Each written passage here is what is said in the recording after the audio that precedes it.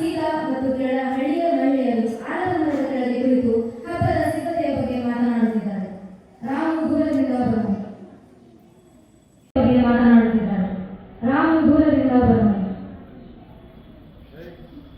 ರಂಗಮ್ಮ ಖುಷಿಯಿಂದ, ನಾಳೆ ನಾಗರ ಪಂಚಮಿ, ನಮ್ಮ ಹಳ್ಳಿಗೆ ನಾಗಪ್ಪನ ಆಶೀರ್ವಾದ ಸದಾ ಇರಲಿ.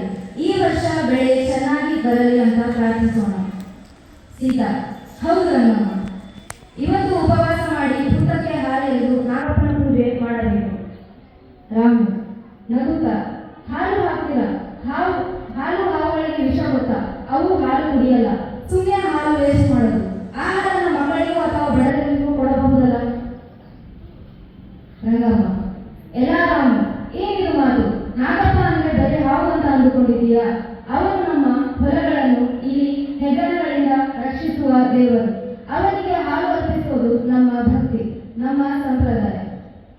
ರಾಮು ಸಂಪ್ರದಾಯ ಅಂತ ಏನು ಬೇಕಾದರೂ ಮಾಡುವುದ? ವೈಜ್ಞಾನಿಕವಾಗಿ ನೋಡಿದರೆ ಇದರಲ್ಲಿ ಯಾವುದೇ ಅರ್ಥ ಇಲ್ಲ. ನಾನು ಈ ವರ್ಷ ಊಟಕ್ಕೆ ಹಾಲು ಹಾಕಲ್ಲ. ಸೀತಾ ಅಣ್ಣ, ಹೀಗೆ ಮಾತನಾಡಬೇಡ. ಅಪ್ಪೆ ತಪ್ಪಿಯೂ ನಾಗಪ್ಪನಿಗೆ ಅಪಚಾರ ಮಾಡಬೇಡ, ನಮಗೆ ಕಷ್ಟ ಬರುತ್ತದೆ. ರಾಮು ಕಷ್ಟ ಬರುವುದು ಇಲಿಗಳಿಂದ, ಕೀಟಗಳಿಂದ, ಅದಕ್ಕೆ ಔಷಧಿ ಸಿಂಪಡಿಸಬೇಕು, ಮೂಢನಂಬಿಕೆಗಳಿಂದಲ್ಲ. ರಂಗಮ್ಮ ಮತ್ತು ಉಳಿದವರು ಬೇಸರದಿಂದ ರಾಮುವನ್ನು ನೋಡುತ್ತಾರೆ. ರಾಮು ಹೊರಟು ಹೋಗುತ್ತಾನೆ. ದೃಶ್ಯ 2. ನಾಗರ ಪಂಚಮಿಯ ದಿನ ಬೆಳಗ್ಗೆ ಹುತ್ತದ ಬಳಿ ಪೂಜಾರಿ ಮತ್ತು ಹಳ್ಳಿಯ ಜನ ಹುತ್ತದ ಬಳಿ ಸೇರಿದ್ದಾರೆ. ಸೀತಾ ಕೂಡ ಅಲ್ಲಿದ್ದಾಳೆ, ಆದರೆ ರಾಮು ಕಾಣುತ್ತಿಲ್ಲ. ಪೂಜೆ ಪ್ರಾರಂಭವಾಗುತ್ತದೆ. ಹಾಲೆರೆಯುವ ಕಾರ್ಯ ನಡೆಯುತ್ತದೆ. ಪೂಜಾರಿ ನಾಗದೇವನೇ ಶರಣು, ನಮ್ಮ ಹಳ್ಳಿಯನ್ನು ಕಾಪಾಡು, ಬೆಳೆ ಸಮೃದ್ಧಿಯಾಗಲಿ, ಸಕಲರಿಗೂ ಶುಭವಾಗಲಿ.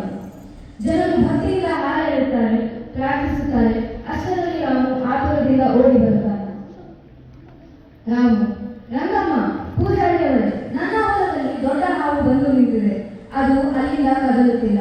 ಇಡೀ ಹೊಲಕ್ಕೆ ಇಲಿಗಳು ಬಿದ್ದಿದ್ದವು. ಈಗ ಅವು ಮಾಯವಾಗಿವೆ. ಆ ಹಾವು ಅಲ್ಲಿದ್ದ ಇಲಿಗಳನ್ನು ತಿಂದು ಹಾಕಿ ಹೊಲವನ್ನು ರಕ್ಷಿಸಿದೆ. ರಂಗಮ್ಮ ಅದೇ ರಾಮು, ನಾಗಪ್ಪನ ಮಹಿಮೆ. ನನ್ನ ಮಾತು ಕೇಳಿದ್ಯಾ?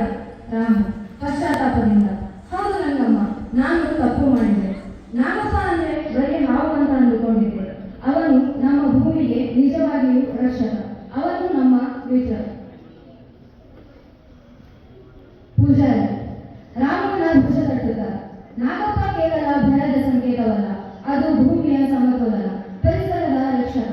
ನಮ್ಮ ಆಚರಣೆಗಳು ಕೇವಲ ಸಂಪ್ರದಾಯವಲ್ಲ, ಅವುಗಳ ಹಿಂದೆ ಆಳವಾದ ಅರ್ಥವಿದೆ. ರಾಮು ನನ್ನನ್ನು ಕ್ಷಮಿಸಿ, ನಾನು ಈಗ ನಾಗಪ್ಪನಿಗೆ ಹಾಲು ಅರ್ಪಿಸುತ್ತೇನೆ. ರಾಮು ಹಾಲಿನ ಪಾತ್ರೆ ಹಿಡಿದು ಹುತ್ತದ ಬಳಿ ಹೋಗಿ